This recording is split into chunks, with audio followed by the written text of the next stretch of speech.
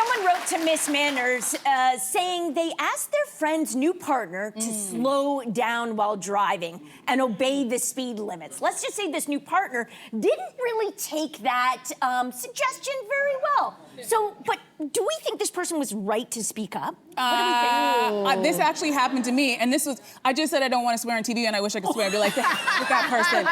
No, honestly, Let it rip. I know. Just kidding, I was offered a ride home by my girlfriend's boyfriend in his car, and it was a long ride, and we had to take the highway. So I go, okay, sure, because she was in the car. We get on the highway, and this man is in. He's like, it's like we're doing NASCAR driving.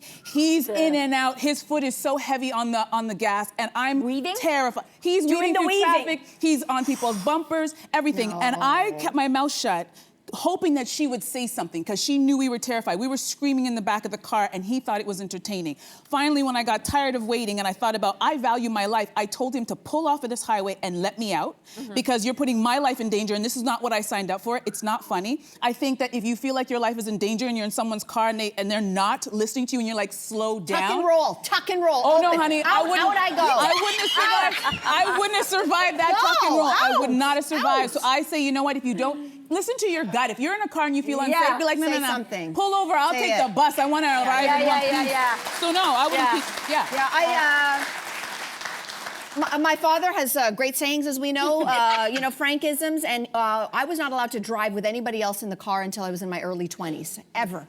Because his saying was, you can break your nose. Breaking your nose is one thing, breaking somebody else's nose is something else. And what he meant by that is, He didn't if you trust get you hurt, as a driver. You know, I think it was beyond that. I think he was worried that if I did hurt someone else's child, as a parent trying to raise his child well, he's like, I don't want that responsibility. So I wasn't allowed to drive with anyone. I'd go out, and my friend's like, can we drive with you? I'm like, no. Wait, you know Your car's empty. Not allowed. You're such a good daughter, because my parents gave me the same rule, and I was like, sure. I'll be there in 5 minutes. Get in. It would be that day. It got so bad that one day when I was finally allowed to drive with other people in the car, one night coming home from a club, I was sideswiped by a drunk driver, and we went off the road, and luckily everybody was okay. I was so scared. I was 24 years old. I was so scared that I made the police officer who showed up, I said to him, can you please talk to my dad and tell him it wasn't my fault?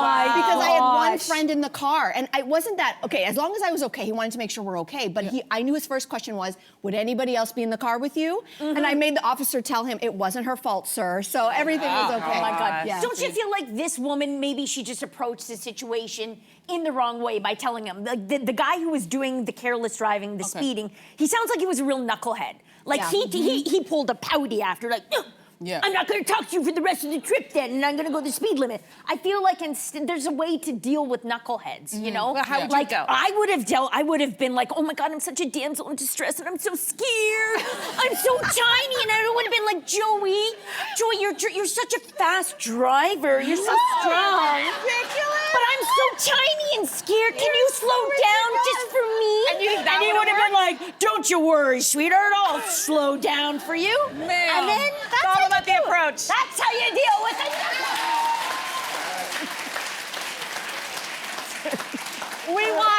We are encouraging swearing and lying on this show. Aren't you glad you tuned in? Hey, you, come a bit closer. We've got so many more must-see interviews, spicy debates, lifestyle tips, and pop culture moments. So subscribe to our channel by tapping the logo below and don't miss out.